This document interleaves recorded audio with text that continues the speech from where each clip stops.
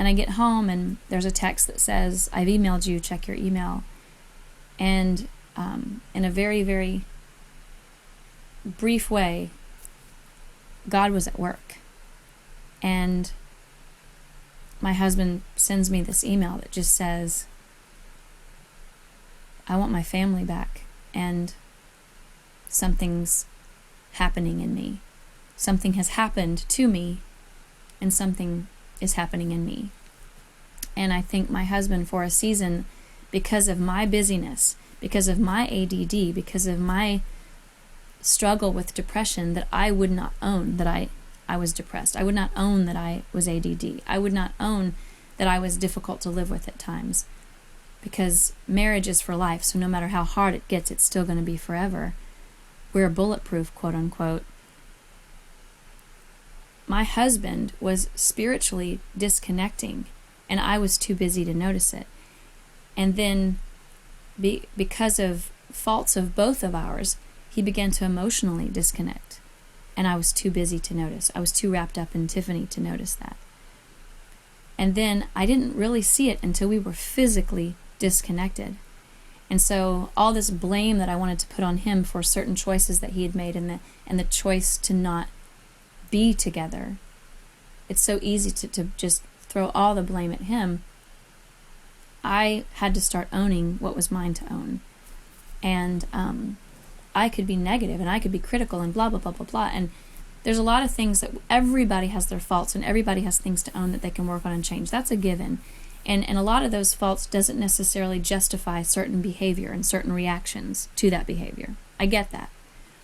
But for anyone to be so naive as I was to think that you can continue down this path of self-centeredness and pride, that ultimately you're going to be fine and you're bulletproof, I feel like I was almost playing God and certainly not making him first. And so this journey started to transition into him wanting to physically be in our presence.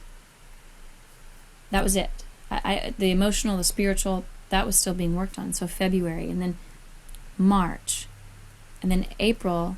Without my knowledge, March and April, there was an emotional connection that was coming back, because he was working on things he needed to work on through all the counseling that we were going through, and the literature that we were reading, and the friendships that were the community that was so valuable, that was speaking truth into our life, who really knew us and was not afraid to be honest and say,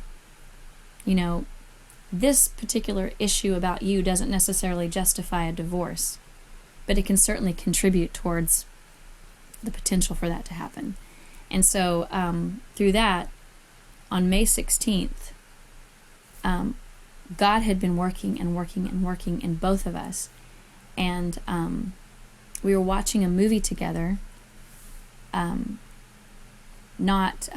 had, at that point, I believe he had moved back home, but we were not together. He had moved into the guest room, and again, I made comments like, well, the guest bed is better for Daddy's heart. He's got some stuff going on in his heart, so the guest bed's more comfortable. And my small little precious children, they bought that. And it was true, though. I never lied to them, by the way. I never lied to them. I just was very protective of what they knew. And so May 16th, we were watching a movie, because I had to be at a Plumb-related event for my record company that involved us going to another city. And so he attended with us and came with us with the kids. And but we had, separate rooms. And we were watching this movie, and there was a part in the film that literally, completely unknown to us that it would be in the film, described our situation almost to a T. And it was not a Christian film by any means, but it was so biblical in what it was saying about forgiveness and about the value and the history that you make in marriage, and the value that forgiveness can play, and that how sometimes we take one thing and we let it define everything, instead of letting all the good and all the grace and all the joy and all the hope define it, and be able to just maneuver around this, maybe one negative or two negatives or whatever. We end up letting them have more power than they should. And I turn, and the brokenness in that room, and the humility in that room, and the opportunity for reconciliation in that room was so huge. It was so huge, and we were so emotional, and we touched for the first time, and we grabbed hands, and we just looked at each other, and it was like, we can do this. God's big enough. And so that became the journey of the last 6 months of our life. Wow. To, reconnecting through little stages. And I'll be as honest to say, starting with hands, starting with little kisses, starting with little hugs, and building into where you're back in the same room, and building to where you're wearing your rings again and saying I love you, and like a process there. And